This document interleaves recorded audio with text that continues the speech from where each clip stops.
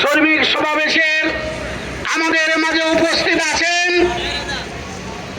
পরিবহন শ্রমিক ফেডারেশনের আমাদের প্রিয় নেতা জনাব কবির আহমেদ, সভাপতি বাংলাদেশ পরিবহন শ্রমিক ফেডারেশন এবং শ্রমিক কল্যাণ ফেডারেশন সহ বিভিন্ন স্তরের নেতৃবৃন্দ। আসসালামু আলাইকুম ওয়া রাহমাতুল্লাহ।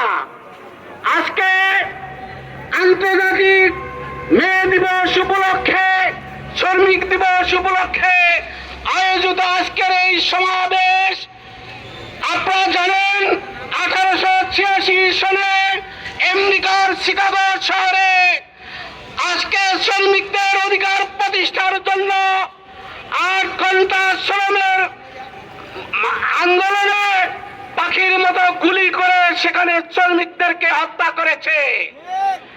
সেই দিনকে স্মরণ রেখে আজকে আন্তর্জাতিক শ্রমিক দিবস সারা বাংলাদেশ সহ পৃথিবীর প্রায় 90টিরও অধিক দেশে এই আন্তর্জাতিক শ্রমিক দিবস পালিত হচ্ছে। আমরা দুঃখের সাথে জানাতে চাই, আজও আমরা শ্রমিকদের ন্যায্য অধিকার থেকে বঞ্চিত হচ্ছি।